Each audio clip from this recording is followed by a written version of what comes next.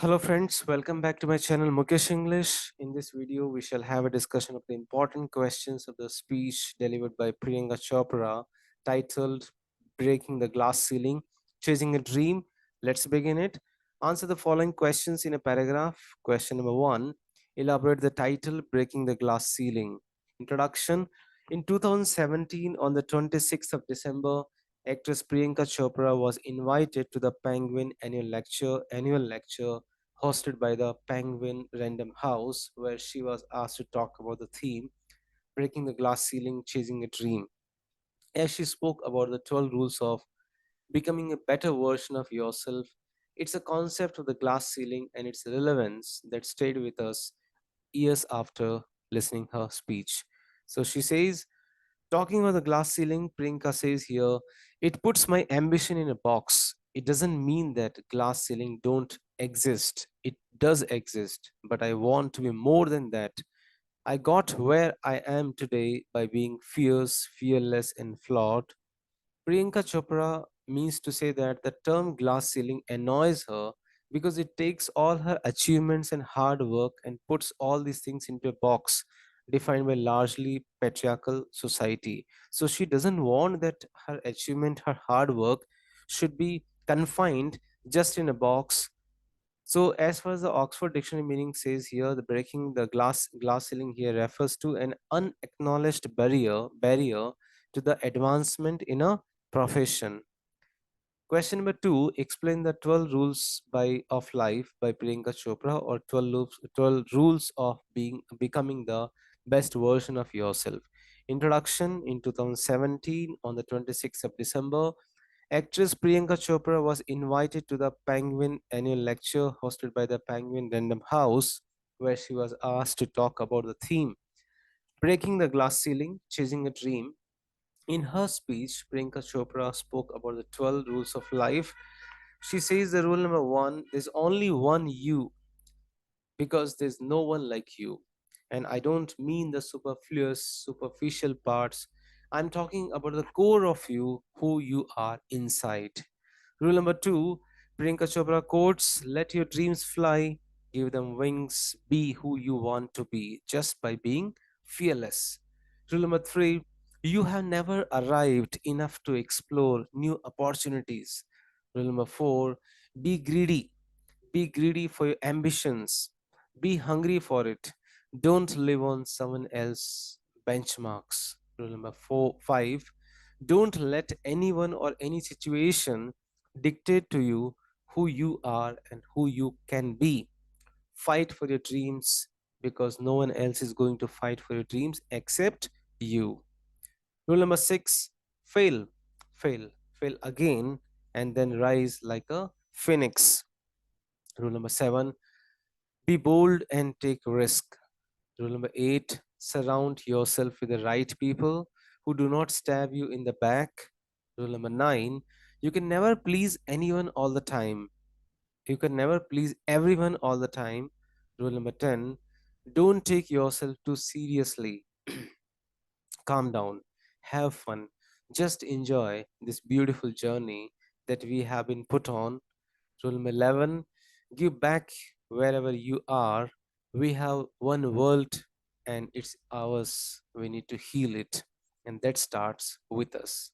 Rule number 12, don't ever forget your roots. Don't ever forget your roots and where you came from. So these are the 12 rules of life quoted by Priyanka Chopra.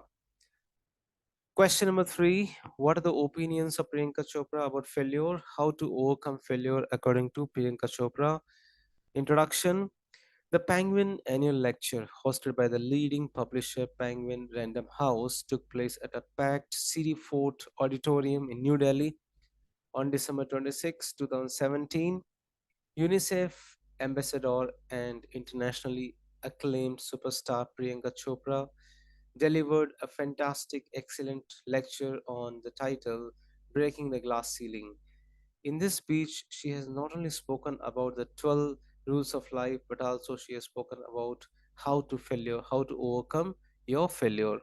So, speaking about this, Priyanka Chopra said that one had to fight for one's dreams as no one else would do so.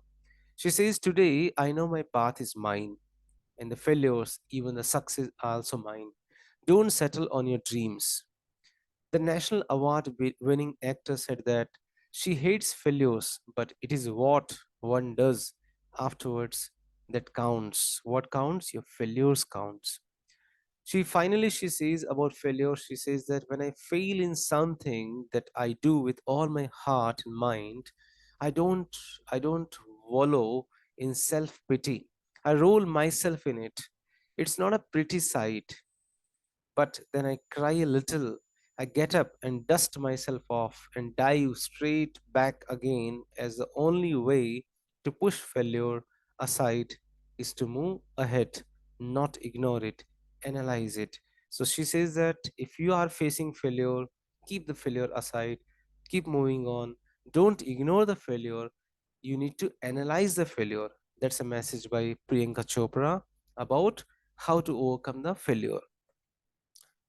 So friends, thank you so much for watching this video. If you like this video, click on the like button. If you're not yet subscribed my channel, please do subscribe. You can find all the videos links, the summary of Priyanka Chopra's speech in the description box. So you can reach me at my email at the rate of gmail.com, Mukesh English at the rate of gmail.com. Thank you once again. Hello friends, welcome back to my channel Mukesh English. In this video, we shall have a discussion of the important questions of a famous speech delivered by Greta Thunberg, titled UN Climate Change Conference Speech by Greta Thunberg. So let's have the discussion of the important questions of the speech.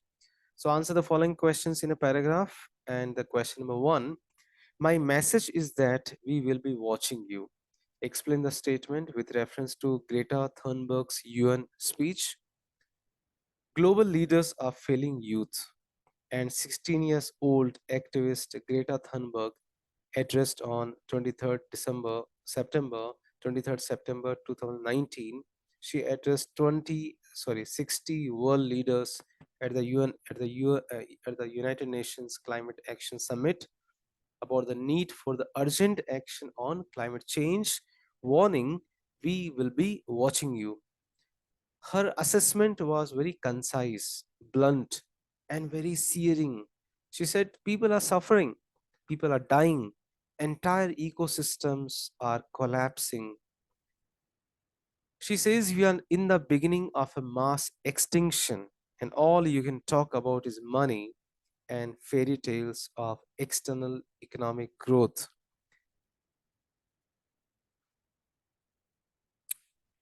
She lambasted political leaders for failing to heed scientific evidence on a crisis predicted decades ago, while failing to fund or develop new technologies or enact regulations to slow reliance on fossil fuels.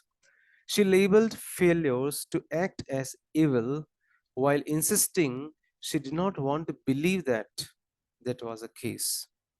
If anything, scientists may have been too conservative, perhaps missing feedback loops and other consequences of climate change. She advised that young people and others are increasingly alarmed by the betrayal. Governments confront a choice, either compounding or elevating the misery that will accompany fast changing climate. Finally, she says, "And if you choose to fail us, I will say, we will never forgive you."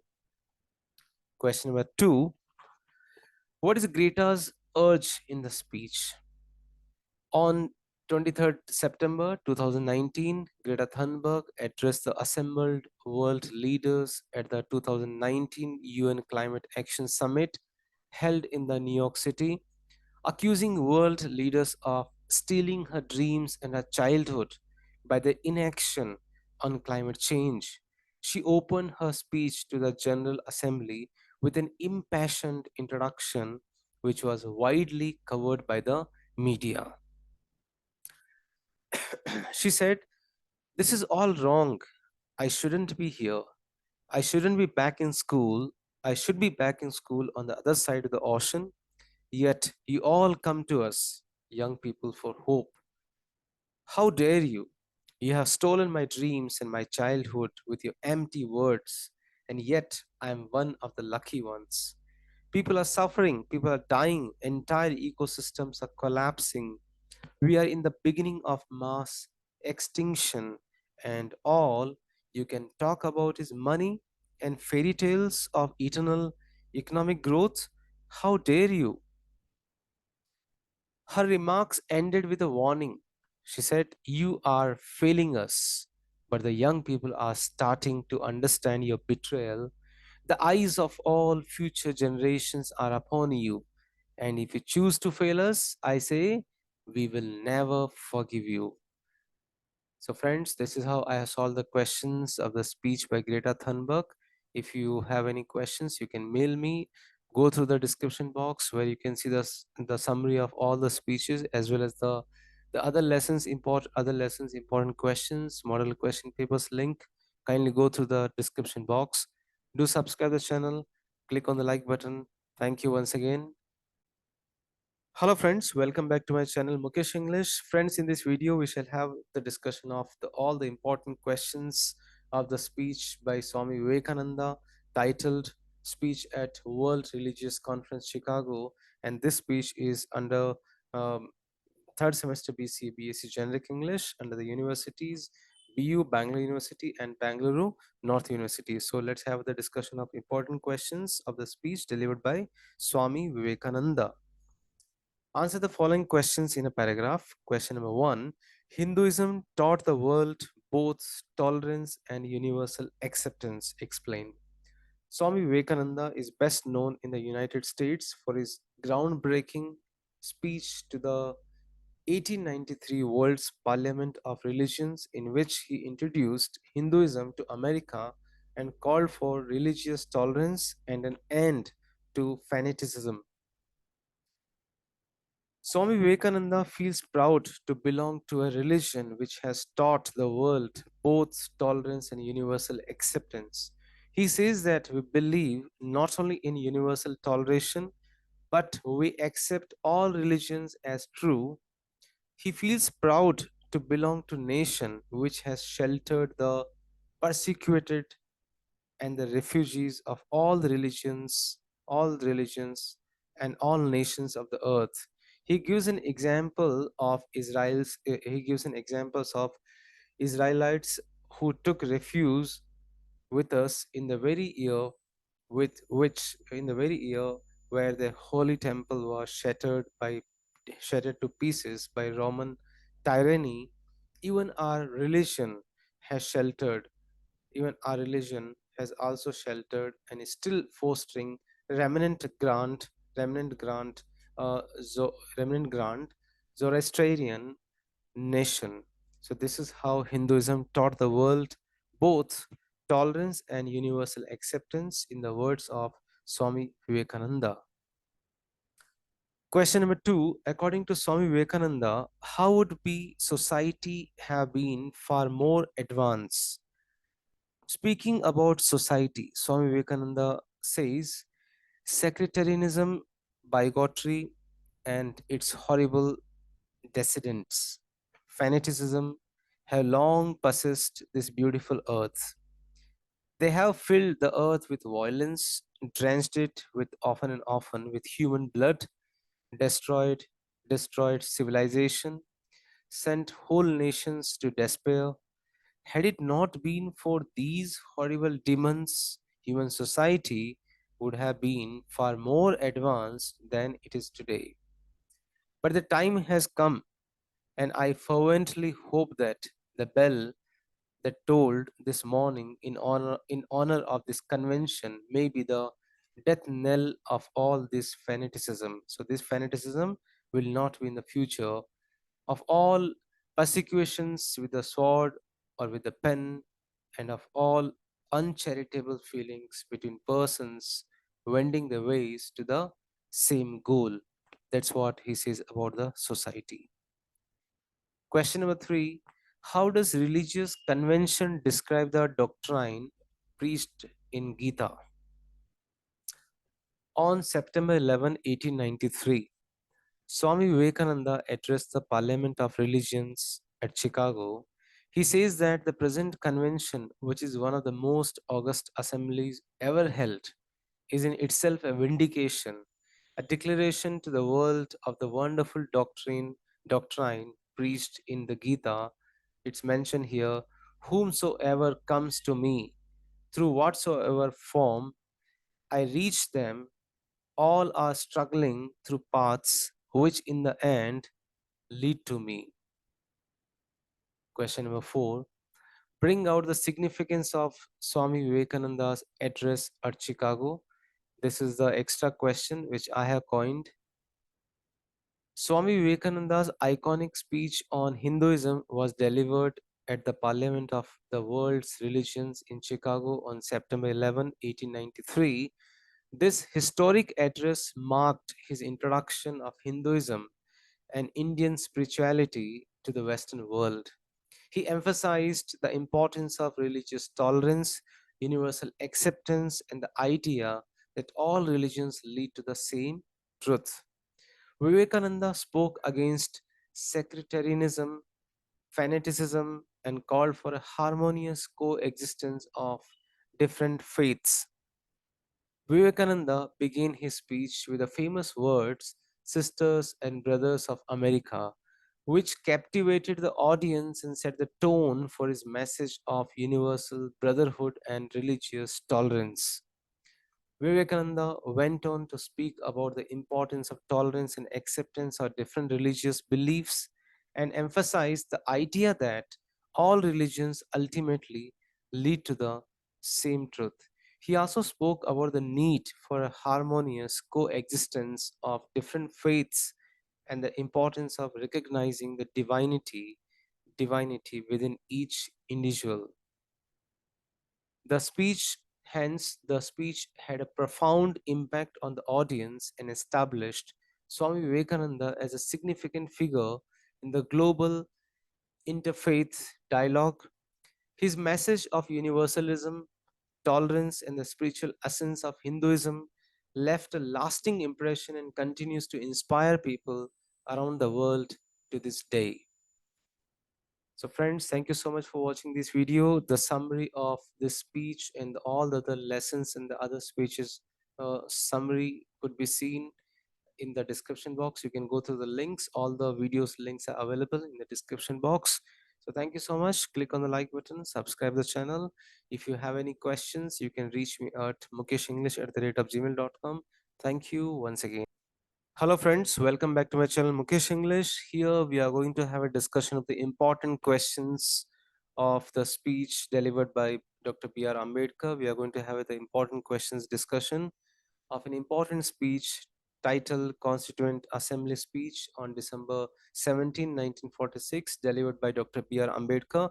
And this speech is prescribed for the third semester B.SC BCA textbook under BU and BNU, Bangalore University and Bangalore North University. So let's begin it. Answer the following questions in a paragraph. Question number 1. Elaborate on let us leave aside. Elaborate the statement. Let us leave aside. Let us leave aside words which frighten people. So Dr. Ambedkar opines that there are no apprehensions or doubt as far as the ultimate goal is concerned. His fear or difficulty is how to make the heterogeneous mess, the diverse mess, which we have today to take a decision in common and march together on the path which leads to unity. He stresses that our difficulty is with the beginning, not with the goal. Our difficulty is with the beginning, how to begin it. Further, he says he would like to appeal those people who are not prepared to march together.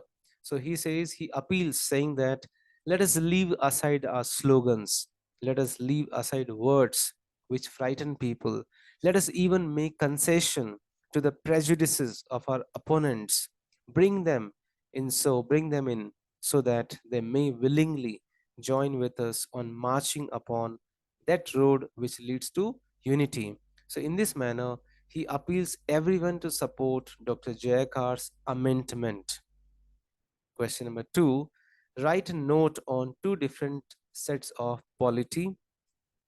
Dr. Ambedkar brings a reference to the paragraph 3. According to the paragraph 3, in this country, there shall be two different sets of polity.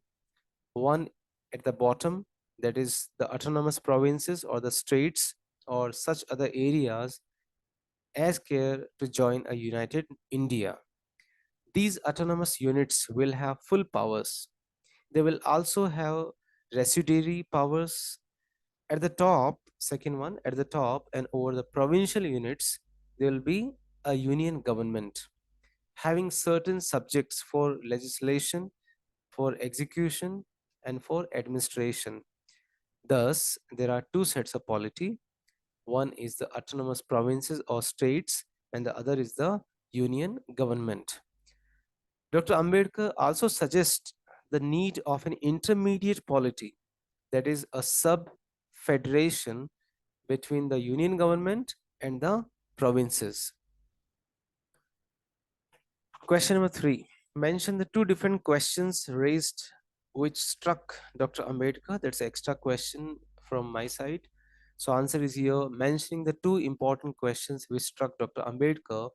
He said that the first question which was asked by the Prime Minister of Bihar, the question is, how can this resolution prevent the league from coming into Constituent Assembly? That's the first question. The other question is asked by Dr. Shama Prasad Mukherjee. Question is here, is this resolution is inconsistent with the cabinet mission's proposal? Dr. Ambedkar mentions that these two questions are very important questions and ought to be answered categorically. So this is how I have solved the questions of the speech of Dr. B.R. Ambedkar.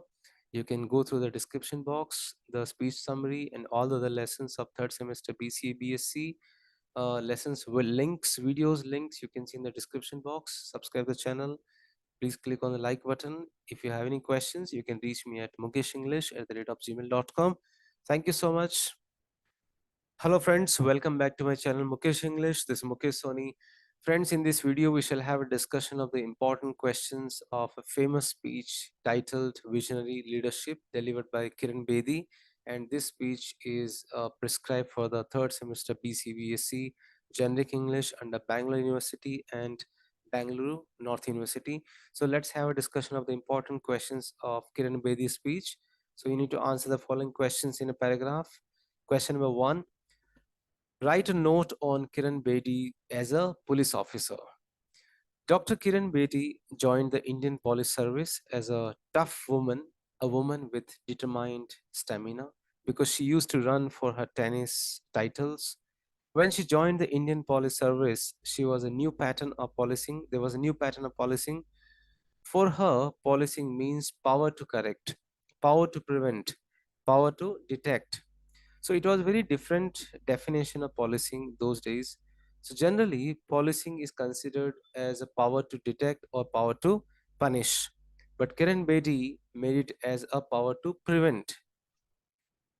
Kiran Bedi redefined the policing concepts in India. She narrates her two journeys. First journey, her policing journey, and her prison journey. She narrates that for the first time and the last time in India, a Prime Minister of India was given a parking ticket. She was sensitive, compassionate, sensitive to injustice, and very pro justice. That's the reason, as a woman, she joined the Indian Police Service. Kiran Bedi was also known as here is a woman that's not going to listen. She was sent to a prison assignment as a police officer. Normally, police officers don't want to go to prison as a police officer. They sent her to prison to lock her up, thinking, to lock her thinking. But now, there will be no cars and no VIPs to be given tickets to. Let's lock her up. Here, she got a prison assignment. This was a prison assignment which was one big den of criminals. In that prison, 10,000 men, of which only 400 were women, and 9,000 plus, about 600 were men, terrorists, rapists, burglars, gangsters. Some of them she had sent to jail as a police officer outside. The first day when she went in, she did not know how to look at them. When she looked at the group, she said, "Do you want to pray?" She repeated this question, and they saw her as a young, short woman wearing a Pathan suit. She said, "Do you pray?" And they didn't say anything. Finally, she said, "Do you pray or do you want to pray?" They said, "Yes." She prayed for them. Things started to change. This is a visual of education inside the prison. So that's a story of Kiran Bedi as a police officer. Question number two, explain the philosophy Kiran Bedi inherited from her parents. Kiran Bedi followed her father and her mother as role models. They said two things. One, life is on an incline. The first thing is here, life is on an incline. And the second thing, you either go up or come down. The second thing which has stayed with her, which became her philosophy of life, which made all the difference, that is, 100 things happen in your life, good or bad. Out of 100, 90 are your creation. They are good. They are your creation. Enjoy it. If they are bad, they are your creation. Learn from it. 10 are nature sent over which you cannot do a thing. It's like a death of a relative, or a cyclone, or a hurricane, or an earthquake. You can't do a thing about it. You can't help it. You have got to just respond to the situation. But the response comes out of those 90s, not out of the 10. Since she is the product of this philosophy, that the philosophy is 90 by 10, and secondly, life on an incline. That's the way she grew up to be valuing what she got. She's a product of opportunities, rare opportunities in the 50s and the 60s, which girls didn't get. She was conscious of the fact that what her parents were giving her was something unique, because all of her best school friends were getting doled up with, or were getting married with a lot of dowry, and here Kiran Bedi was with a tennis racket and going to school, doing all kinds of extracurricular activities. Question number three, the last question of this speech. How did the concept of mindfulness change the attitude in prison? Kiran Bedi was sent to a prison assignment as a prison officer. First, she allowed them to pray. She allowed the prisoners to pray. Prisoners started to take classes. Gradually, the prisoner got converted into an ashram. The prison got converted into an ashram through education. She thinks that's a bigger change. It was the beginning of a change. Teachers were prisoners, or prisoners were teachers. Teachers were volunteers, and books came from donated school books. Stationery was donated. Everything was donated because there was no budget of education for the prisoners. Now, if she had not done that, it would have been a hellhole. There was a meditation program inside the prison of over 1,000 prisoners. 1,000 prisoners who sat in meditation. This was one of the most courageous steps she took as a prison governor, and this is what transformed. Kiran Bedi took this as a concept of mindfulness, because crime is a product of distorted mind. It was di- it was distortion of mind which needed to be addressed to control, not by preaching, not by telling, not by reading, but by addressing your mind. She took the same thing to the police, because police equally were prisoners of their minds, and they felt as if it was we and they, and that the people don't cooperate, but this really worked. So that was the concept of mindfulness. So friends, thank you so much. You can see the summary. You can watch the summary of this speech. The link is in the description box. If you have any questions, you can mail me on at mukeshenglish@gmail.com. Click on the like button. If you're not yet subscribed the channel, please do subscribe the channel. Thank you once again.